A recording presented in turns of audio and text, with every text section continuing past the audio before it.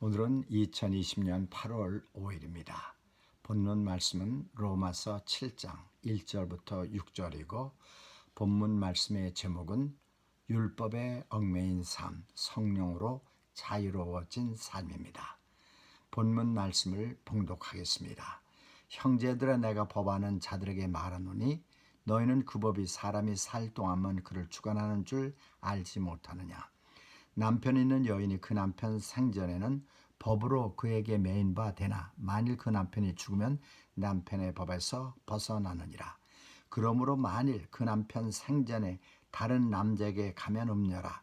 그러나 만일 남편이 죽으면 그 법에서 자유롭게 되나니 다른 남자에게 갈지라도 음녀가 되지 아니하느니라. 그러므로 내 형제들아, 너희도 그리스도의 몸으로 말미암은 율법에 대하여 죽임을 당하였으니 이는 다르니 곧 죽은 자 가운데서 살아나신 이에게 가서 우리가 하나님을 위하여 열매를 맺게 하려 함이라. 우리가 육신에 있을 때에는 율법으로 말미암는 죄의 정욕이 우리 지체 중에 역사하여 우리로 사망을 위하여 열매를 맺게 하였더니 이제는 우리가 얽매였던 것에 대하여 죽었으니 율법에서 벗어났으니 그러므로 우리가 영의 새로운 것으로 섬길 것이요 율법 조문에 묵은 것으로 아니할지라. 우리 그리스도인들은 때때로 우리 신앙 생활을 하다가 잠시 멈추고 우리의 과거를 되돌아볼 필요가 있습니다. 살아온 길이 너무나 꾸불꾸불하고 그리고 또 가파르게 보이지만은 우리는 하나님께서 신실하게 우리를 인도하시고 지도해 오셨다는 것을 깨달을 수가 있습니다. 우리가 인생을 살면서 어려운 일을 만날 때 우리는 하나님께서 과거에 우리에게 베풀으신 은혜를 잊어버릴 수가 있습니다. 그리고 우리 눈에 보이는 것은 그저 이렇게 애움길 또는 위험한 길만이 보입니다. 그러나 우리가 자세히 돌아다보면 승리의 기쁨의 순간도 있었고 정말 인생길 오르는 것이 도전이 되고 가파르기도 했지만은 내가 너를 결코 떠나지 아니하며 버리지 아니하리라고 약속하신 하나님께서 꾸준하게 우리와 함께 걸어오셨음을 깨닫게 됩니다. 여러분 신앙생활을 하시면서 율법에 대해서 죽고 그리스도에게 결혼을 했다라는 말의 의미가 무엇인지 깊이 생각해 보셨습니까? 불행하게도 많은 그리스도인들은 아직도 율법에 결혼을 해서 사는 것처럼 살아가기 때문에 그들은 실망하고 좌절하고 실패감을 느낄 때가 있습니다. 그들이 아무리 노력을 해보지만은 그들이 원하는 것만큼 그들은 선할 수도 없고 좋은 일을 할 수도 없다는 것을 깨닫게 됩니다. 왜냐하면 그들은 그리스도의 은혜 대신에 율법에 얽매여서 살아가기 때문입니다. 그런데 오늘 본문에서 사도 바울은 우리에게 말씀해 줍니다. 우리는 율법으로부터 해방되었다. 자유롭게 되었다고 가르쳐 줍니다. 그리스도와 결혼한 사람들은 더 이상 율법의 권능에 얽매여 있지 않습니다. 율법은요, 우리를 율법주의 내지는 절차주의 또는 완벽주의로 이끌기 때문에 결코 우리의 신앙생활이 만족하고 기쁨과 평안이 있을 수가 없습니다. 이럴 때 우리는 예수님께 도와달라고 기도해야 될 것입니다. 제가 아직도 율법에 얽매여 있습니다. 율법과 연합해 있습니다. 이 율법과 연합된 것을 끊어주시기 원합니다. 기도할 수 있는 우리가 되어야 되겠습니다. 그리고 우리의 새로운 인생 파트너인 그리스도께 우리가 헌신하고 사랑하고 섬길 수 있게 해달라고 기도하는 성도들이 되어야 될 것입니다. 사도 바울은 또한 본문에서 우리에게 가르쳐주고 있습니다. 우리를 결코 만족하거나 행복하게 만들어주지 못하는 그 율법과의 관계에서 우리는 언제나 우리에게 소망을 주고 기쁨을 주고 평안을 주는 그리스도와의 그 연합한 관계로 옮겨졌다는 것을 가르쳐주고 있습니다. 여러분 한번 결혼 상대자, 배우자를 한번 생각해 보시기 바랍니다. 그 사람이 있죠. 여러분들을 인정해주고 칭찬해주고 격려해주고 이해해주고 용서해주는 대신에 그냥 맨날 뭔가를 요구하고 불평하고 불만을 나타내는 그러한 배우자가 있을 수가 있습니다. 그런 배우자는요, 상대방을 결코 행복하거나 만족하게 할 수가 없습니다. 여러분 사실 그 율법, 완벽을 요구하는 율법과 결혼한 사람들은 결코 행복할 수가 없고 만족할 수도 없습니다. 아주 완전할 수도 없고, 그리고 우리가 율법에 요구하는 모든 것을 만족시킬 수도 결코 없습니다. 그래서 언제나 남을 비판하고 헐뜯고 옳은 것만을 요구하는 그 결혼 상대자인 율법이 눈을 부라리고 지켜보는 가운데서는 살 수가 없습니다. 그런 삶은요, 아주 불행하고 아주 그 불만족스러운 삶이 될 것입니다. 그런데 우리는 율법에 대해서 죽었습니다. 예수님께서 십자가에 달려 돌아가셨을 때 우리는 율법에 대해서 죽었습니다. 그래서 우리는 율법에 대해서 죽고, 그리고 우리는 자유케 되어서 그 예수 그리스도라고 하는 새롭고 우리를 사랑하고 이해하고 격려하고 위로하고 용서하는 그러한 새로운 인생의 파트너를 모시게 된 것입니다. 그래서 우리는요, 주님께 구해야 되겠습니다. 저 옛날에 율법에 얽매여서 살았습니다. 너무나도 괴롭게 힘들고 또 아주 그 기쁨과 평안이 없었습니다. 그 율법의 모든 요구로부터 저를 자유케 하시고 제가 주님만을 사랑하며 섬기며 주님께 헌신할 수 있도록 성령으로 저를 도우시기 원합니다. 기도하는 성도들이 되어야 될 것입니다.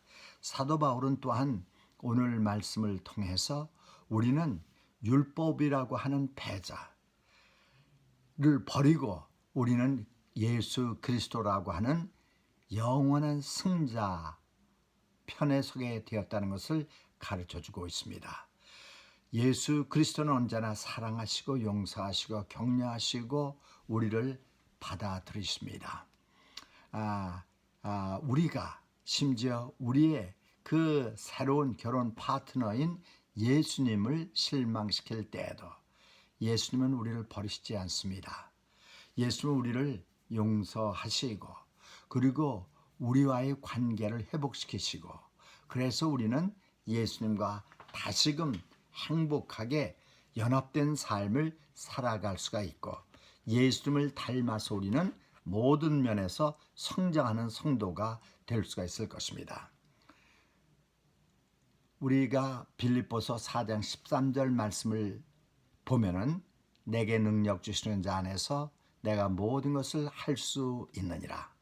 그러니까 내가 예수님과 하나가 되고 또 예수님과 동행할 때 예수님이 승리하셨던 것처럼 우리도 언제나 승리하는 삶을 살아갈 수가 있게 될 것입니다.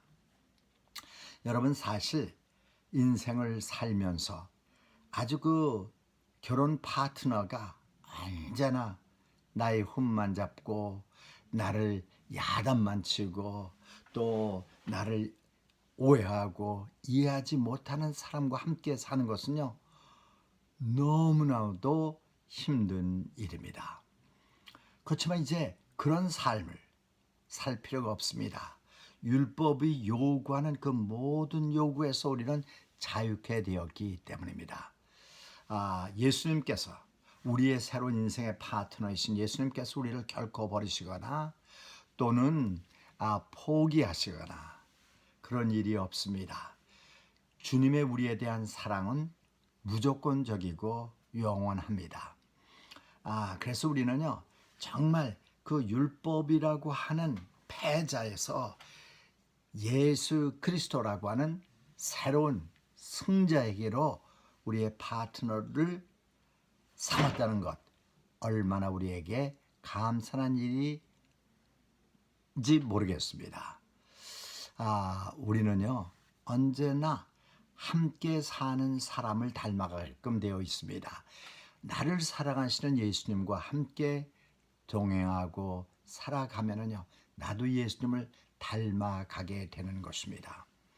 하나님을 섬기고 하나님께 순종하고 하나님과 동행하고 그리고 이웃을 내 몸과 같이 사랑할 수가 있게 되는 것입니다. 오늘 본문 말씀을 통해서 사도 바울은 또한 우리에게 우리는요, 새로운 결혼 파트너를 맞이한 이후 우리의 그 욕구도 바뀌게 된다는 것입니다. 그런즉 누구든지 그리스도 예수 안에 있으면 새로운 피조물이라 이전 것은 지나갔으니 보라 새 것이 되었도다. 우리가 예수님 안에 있잖아요. 그러니까 우리의 욕구도 우리의 디자이어도 바뀌게 되었다는 것입니다. 다시 말씀드려서 우리는 이제 외모를 통해서 외적인 그 실적을 통해서 하나님과 다른 사람을 기쁘게 하려고 하는 것이 아니라 우리의 내면에서 우러나오는 믿음과 사랑과 소망을 통해서 하나님을 사랑하고 섬기며 이웃을 사랑하고 또 섬기게 될 수가 있는 것입니다. 그래서 좌절이라든지 실패는 이제 우리의 삶 전폭에서 주님을 기쁘시게 하고 싶은 불같은 욕망으로 바뀌게 될 것입니다.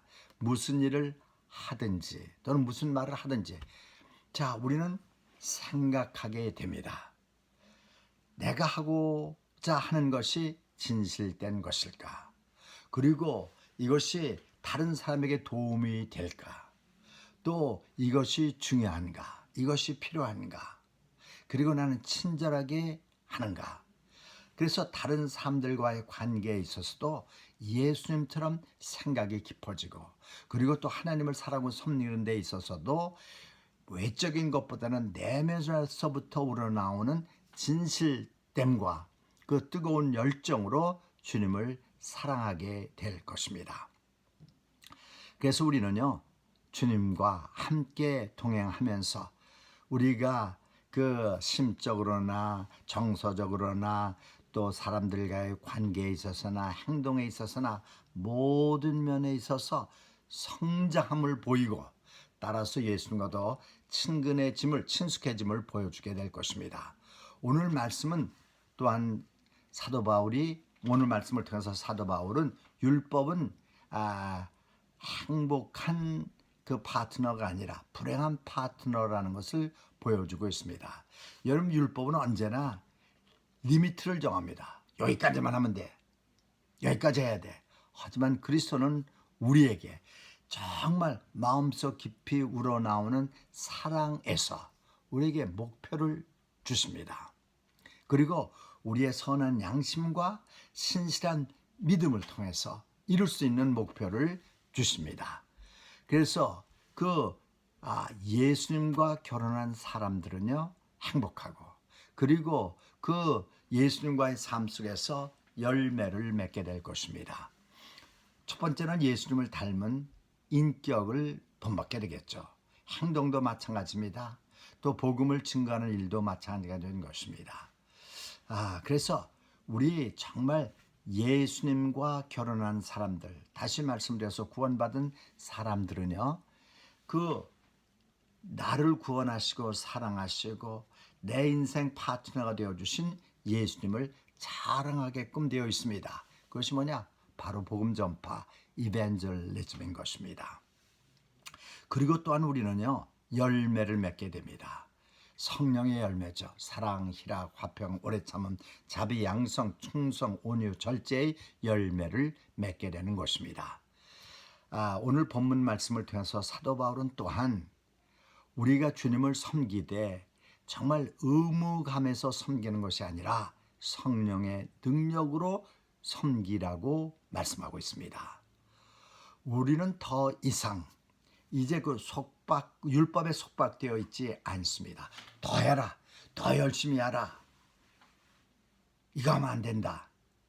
그러한 그 율법이라고 하는 무자비한 인생 파트너가 요구하는 그런 일과 관계없이 우리를 격려하고 위로하면서 우리에게 삶의 목적을 깨우쳐 주시고 우리의 삶의 목표를 정해 주시고 또 그것을 할 수 있는 성령의 능력을 주시고 우리를 격려하셔서 우리가 주님께서 주신 목표를 이루어 갈 수가 있게 될 것입니다.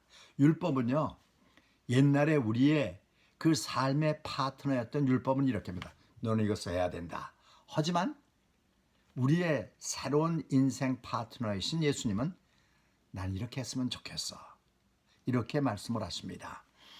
그래서 우리는요, 정말 그 육신의 그 충동에 의하기보다는요, 성령의 능력으로 우리가 인도함을 받을 수 있도록 기도하는 성도들이 되어야 될 것입니다.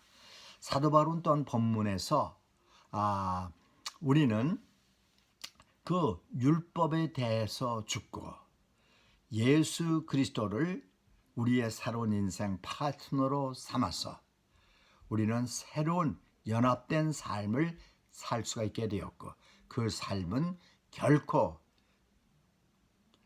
중단됨이 없다는 것을 말씀해주고 있습니다. 여러분, 그래서 율법에 너무 의지하지 마십시오. 여러분의 노력에도 너무 의지하지 마십시오. 또 여러분의 종교 생활에도 너무 의지하지 마십시오. 과거에 어떻게 하면 하나님을 기쁘시게 할까 생각했던 그것에도 너무 의존하지 마십시오.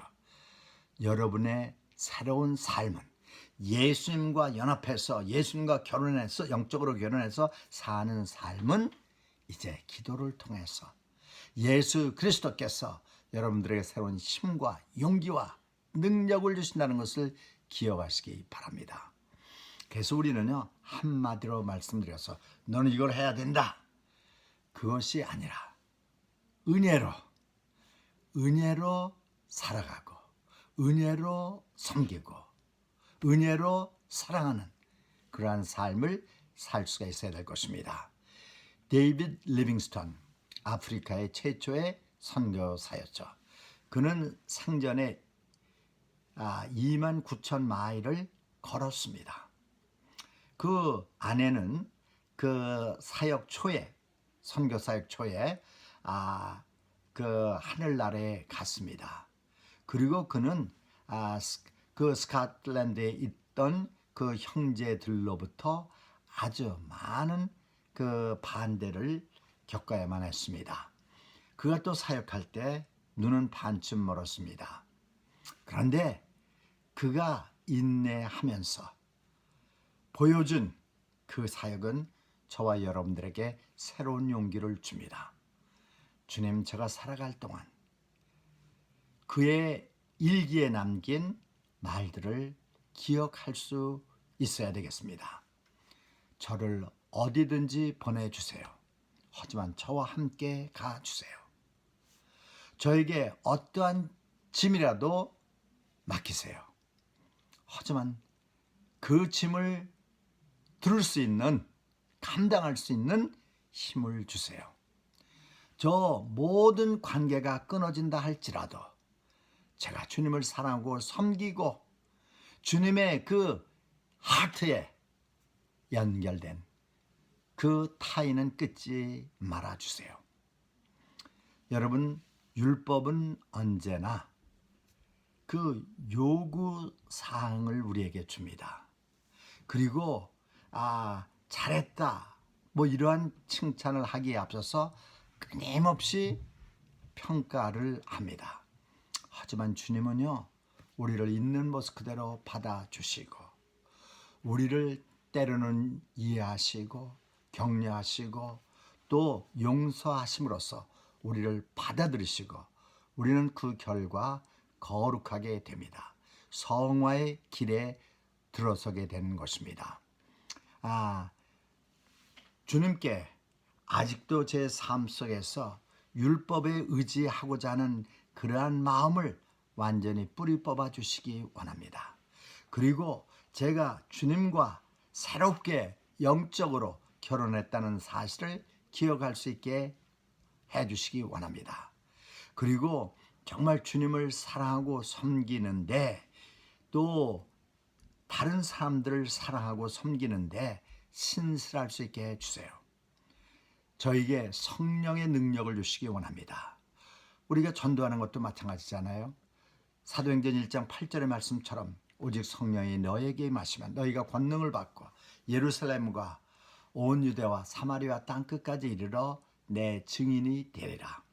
그래서 우리는 성령의 능력으로 자유를 누릴 뿐만 아니라 성공을 누리고 또 결실을 누리고 자유함을 누리는 성도들이 되어야 될 것입니다. 사랑, 희락, 화평, 오래 참음, 자비, 양선, 충성, 온유, 절제의 성령의 열매를 풍성히 맺어서 하나님께 영광을 돌리고 그 열매가 언제나 있어서 우리가 예수 그리스도의 이름으로 하나님 아버지께 무엇을 구하든지 하나님께서 주시고 구하는 것뿐만 아니라 우리가 필요한 것을 넘치게 해주시는 그런 은혜를 받는 성도들이 되시기를 바랍니다. 기도하시겠습니다. 하나님 아버지 감사합니다. 오늘 저희들을 사랑해 주시고 이렇게 새벽 제단을 쌓음으로 주님과 동행할 수 있는 은혜를 주신 것 감사를 드립니다. 우리가 과거에는 율법에 얽매인 삶을 살아서 기쁨도 평안도 감사도 소망도 없었지만 이제 우리는 율법에서 벗어나 예수님과 연합하고 예수님과 영적인 결혼을 함으로써 우리는 성령의 능력으로 기쁨과 자유와 평안을 누리며 열매 맺는 삶을 살 수 있도록 만들어주신 것 감사를 드립니다. 언제나 저들로 하여금 주님과 동행할 수 있게 하시고 먹든지 마시든지 무엇을 하든지 다 주님께 영광을 돌릴 수 있게 하옵소서. 예수님의 이름으로 기도하옵나이다. 아멘.